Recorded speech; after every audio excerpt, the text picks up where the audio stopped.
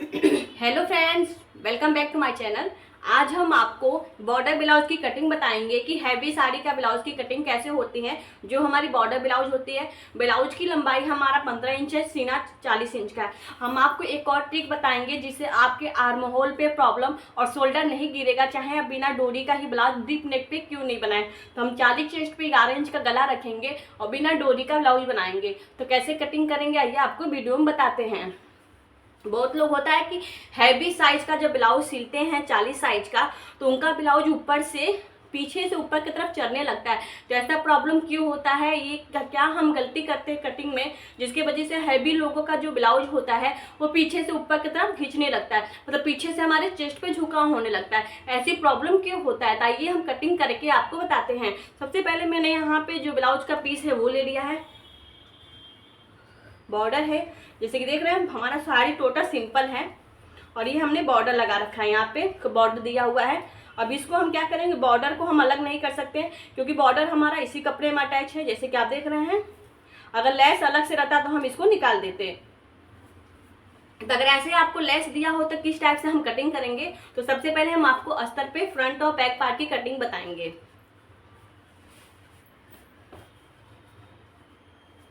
ये हमारा अस्तर है। सबसे पहले हम बैक पार्ट का, जो बैक साइड का है, उसका हम लंबाई निकालेंगे। टोटल हमारी ब्लाउज की लंबाई है 15 इंच की। तो 15 इंच की ब्लाउज की लंबाई में हम कितना मार्जिन लेते हैं, कितना शोल्डर लेते हैं और कितने इंच पे तीरा वगैरह रखते हैं 40 चेस्ट पे, ताइए बताते हैं। सबसे पहले आपको क्या करना है, अपने अस्तर को अच्छे से बिछा लेना है। नीचे से आपको कपड़े से 1 इंच एक्स्ट्रा पे मार्जिन कर लेनी है। मार्किंग करके आपको इस लाइन को सीधा कर लेना है, ऐसे। इसमें हम कपड़े पे अस्तर नहीं लगाएंगे क्योंकि कस्टमर का कहना था कि हमें अस्तर नहीं चाहिए कपड़े पे।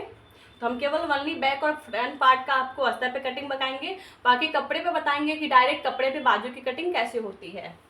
तो सबसे पहले हम यहाँ पे ब्लाउज की लंबाई ले लेंगे। तो हमारी ब्लाउज की लंबाई है 15 इंच की। 15 इंच पे हम निशान लगा लेंगे। ये हमारा 15 इंच हो गया।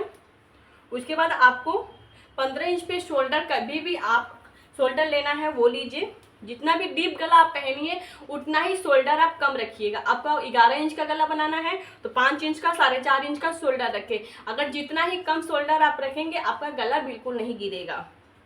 तो यहाँ पे हम लगा लेंगे 5 इंच पे निशान। 5 के बाद 40 चेस्ट पे कभी भी आर्म होल जो होता है वो हम लेते हैं 6.25 इंच की। ये हमारा 6.25 इंच का आर्म होल हो गया। इस लाइनिंग को हम लाके सीधा करेंगे। इसके बाद जितना ही आपका चेस्ट है उसकी 1/4 आपको लेना है। चेस्ट की 1/4 लेंगे तो हमारा 40 का चेस्ट है, तो 1 को हम 40 पे मिलाएंगे, फिर उसको डबल फोल्ड करेंगे।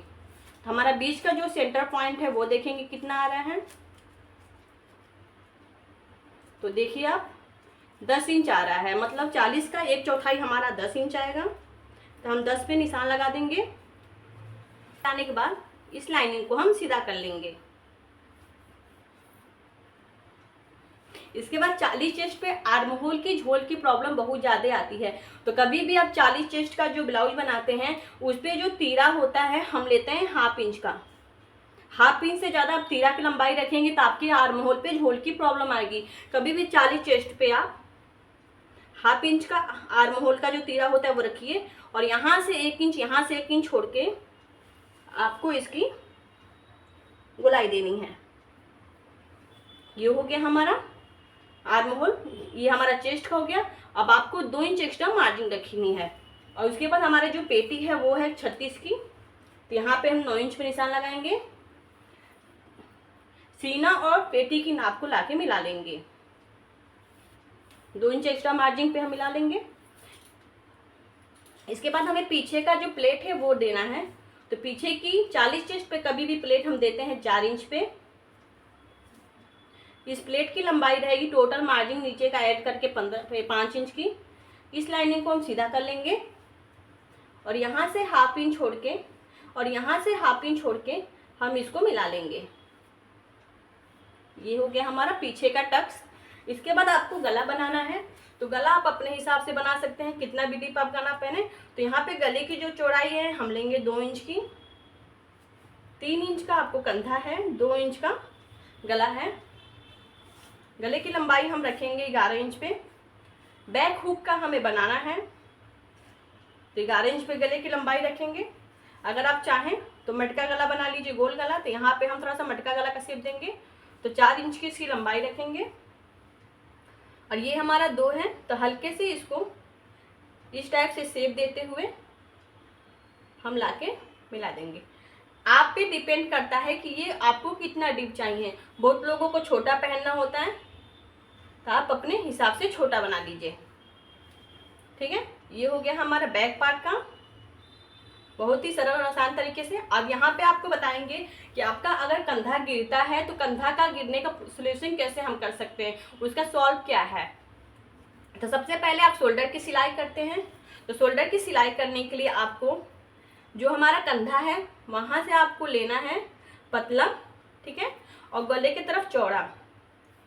ऐसे आप शोल्डर की सिलाई करेंगे तो आपका जो कंधा गिरने का प्रॉब्लम है वो नहीं गिरेगा। बहुत लोग होते हैं कि वो उल्टे साइड से बता देते हैं कि इधर पतला इधर चौड़ा, जिसकी वजह से हमारा कंधे की तरफ से झुकाव होने लगता है, हमारा गला गिरने लगता है। तो गले के आपको सिलने का सबसे बेस्ट तरीका गले की तरफ चौड़ा और कंधे की तरफ पतला।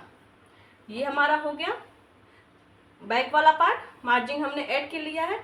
अब यहाँ पे हमें बैक हुक बनाना है, तो बीचों बीच हम यहाँ पे कटिंग कर देंगे। ठीक है, यहाँ पे मैंने मार्जिन 2 इंच का ले रखा है, इस बात का ध्यान दीजिएगा। फ्रंट वाले में मार्जिन अलग रखेंगे हम, तो हम इसकी कटिंग कर देंगे।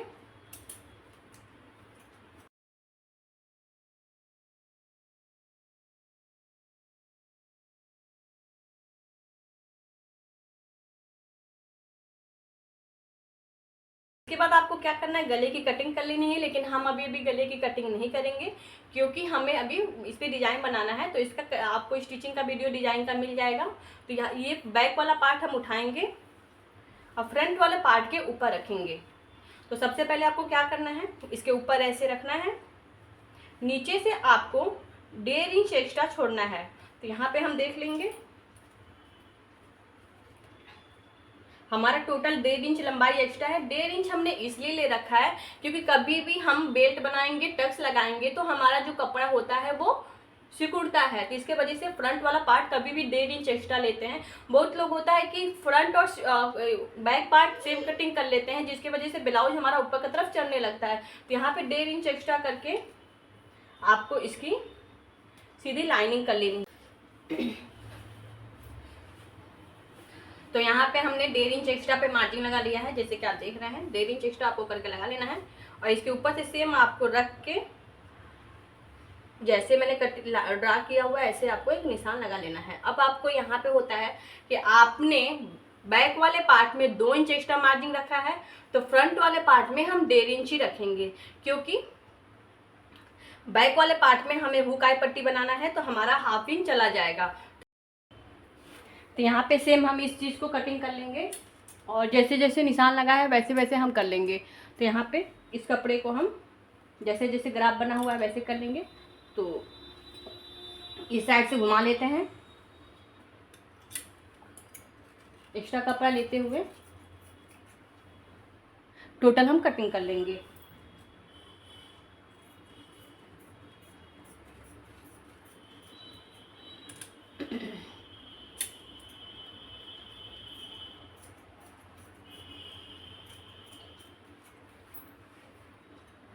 ये हो गया हमारा एक्स्ट्रा कपड़ा जिसका हम उकाई पट्टी और बीच चीज़ में हम यूज कर लेंगे।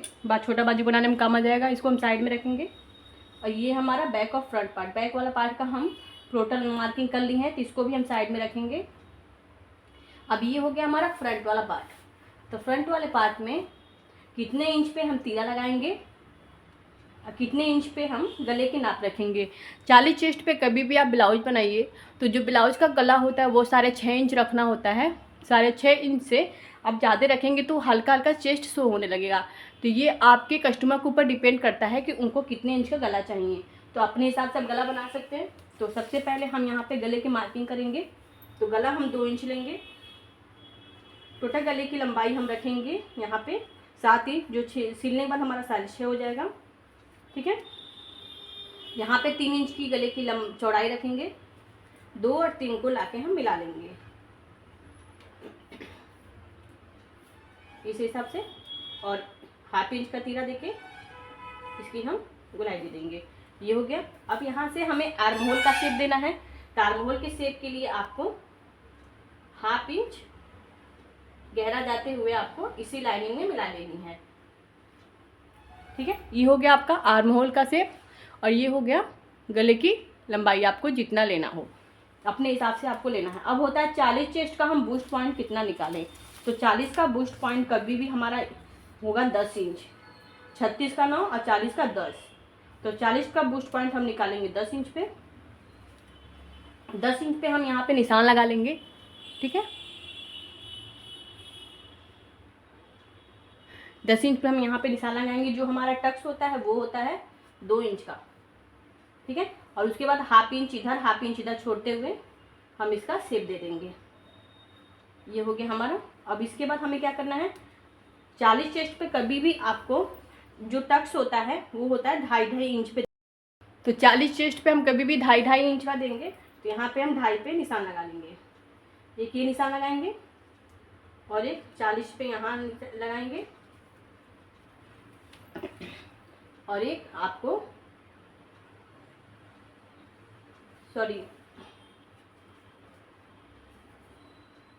एक 2.5 इंच आपको यहाँ रखना है,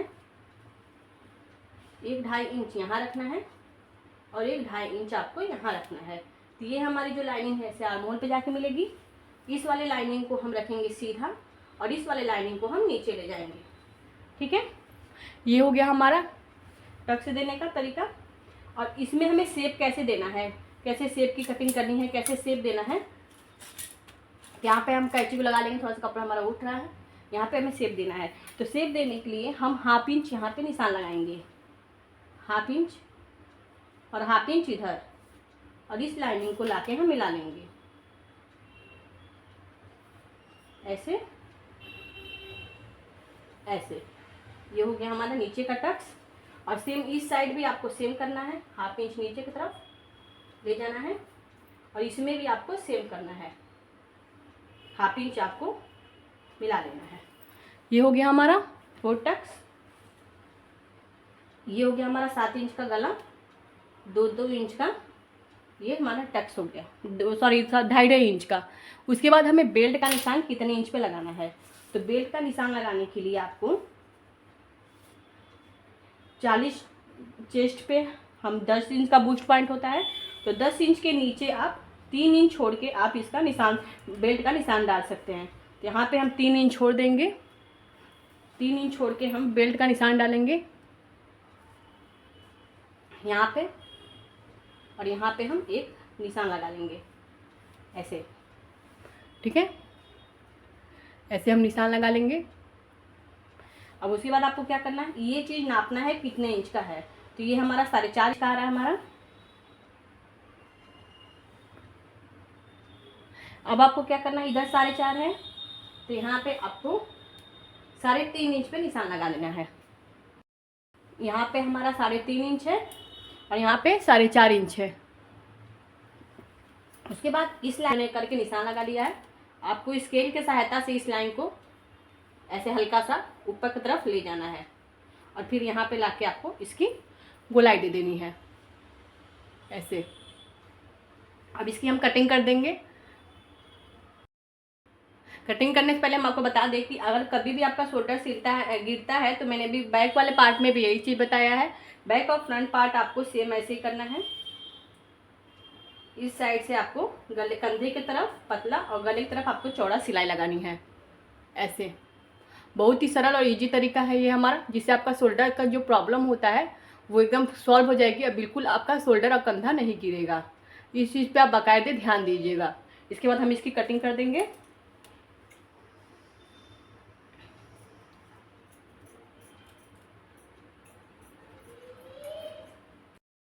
ये बाजू का हमने निकाल दिया अलग से। अब इसको क्या करना है, आपको उल्टे साइड से आपको निशान लगाना होता है। अब इसको हम ले लिए हैं, अब इसको हम डबल फोल्ड करेंगे अच्छे से बराबर करके। यहाँ पे मैंने 7 इंच पे निशान लगा दिया है। ये टोटल लंबे जितना है उतना ही हम रखेंगे, 11 इंच का। उसके बाद आपको यहाँ पे 7, यहाँ पे मैंने 11 इंच की लंबाई ली है तो 3 इंच डाउन करके हमें इधर लेना है। तो यहाँ पे हम लगा लेंगे 8 इंच पे, ठीक है। उसके बाद आपको क्या करना है, इस चीज़ को नाप लेना है। तो हमारा 40 इंच का चेस्ट था तो हमें 1 इंच कम लेना होता है, तो 9 इंच टोटल है। मार्जिन ऐड करके हम यहाँ साइड से थोड़ा कपड़ा ज्वाइन कर लेंगे सिलने के टाइम। तो यहाँ पे हमने 9 पे निशान लगा लिया है। अब आपको क्या करना है, इसके 2 भागों में बांटना है, 4.5 और 4.5 क्या था, 2.25। यहाँ पे हम ये निशान लगा लेंगे। अब यहाँ से हम उठाते हुए 1 इंच यहाँ से छोड़ के आपको उठाना होता है कभी भी, तो 1 इंच यहाँ से छोड़ के हम उठाएंगे ऐसे और लाके इसमें हम मिला लेंगे। ये हो गया हमारा बाजू। कभी भी आप सीधे साइड से कटिंग ना करें, मैंने आपको वही सीधे साइड से कटिंग करके बताया है। तो आप ब्लाउज हैवी है थोड़ा, तो एक एक पार्ट की आप कटिंग करें। इस कपड़े को लाके हम मिला लेंगे, यहाँ पे एक्स्ट्रा कपड़ा हम छाट लेंगे।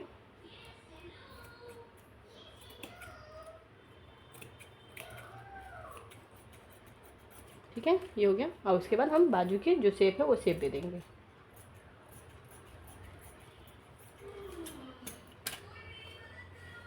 ये हो गया हमारा बाजू, एक्स्ट्रा कपड़ा को हम हटा देंगे बाजू के ही। अब इसके बाद आपको क्या करना है, आर्म होल का शेप देना है।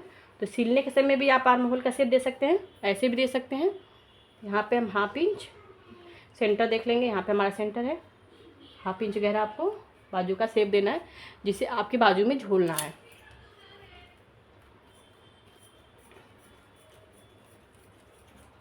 ये आप इतना निकाल दिए, जैसे कि आप देख, भी हमारा रेडी हो गया है। इसके बाद आपको क्या करना है, इसको साइड में रखना है। ये कपड़े को लेना है आपको, इसको बराबर से एकदम फोल्ड कर लेना है ऐसे। बैक वाले पार्ट को इसके ऊपर रख के आपको